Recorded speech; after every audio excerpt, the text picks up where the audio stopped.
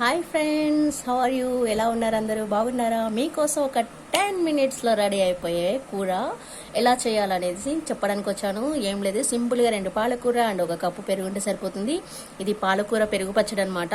Tomato పాలకూర తినాలి అని ఇబ్బంది పడేవాళ్ళు ఇలా ట్రై చేయండి. పెరుగు అంటే అండ్ పాలకూర అంటే ఇష్టం ఉన్న వాళ్ళు ఇలా ట్రై చేసి చూడండి, చాలా సూపర్గా ఉంది.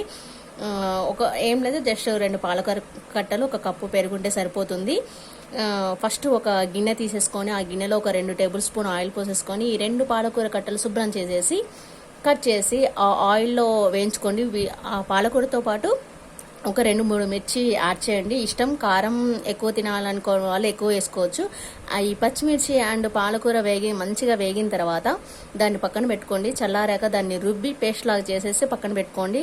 అదే గిన్నెలో ఇంకొక స్పూన్ ఆయిల్ యాడ్ చేసి దాంట్లో జీలకర్ర, ఆవాలు, మినపగుండ్లు, పచ్చెనపప్పు, కరివేపాకు, కొత్తిమీర అండ్ ఎండుమిర్చి మనకి తాలింపుకి ఏమేమి అవసరం ఉంటాయో అవన్నీ ఆయిల్లో యాడ్ చేయండి. మంచిగా వేగాక ఈ పక్కన పెట్టుకున్న మన పాలకూర పచ్చిమిర్చి పేస్ట్ ఏదైతే ఉందో దాంట్లో వేసేయండి. మంచిగా వేసిన తర్వాత ఈ కప్పు గడ్డ పెరుగు ఉంటుంది కదా, ఈ కప్పు పెరుగుని ఆ పాలకూర పేస్ట్ అనే తాలింపుతో పాటు యాడ్ చేయండి. దీంతో పాటు టేస్ట్కి సరిపడా సాల్ట్ కూడా యాడ్ చేయండి. అంతే, ఎంతో రుచికరమైన పాలకూర పచ్చడి రెడీ.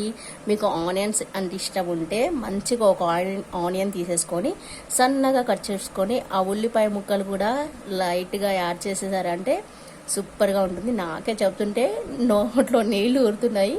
సో మీరు కూడా ట్రై చేయండి ఫ్రెండ్స్. నచ్చితే ఒక like and comment and subscribe. Thank you.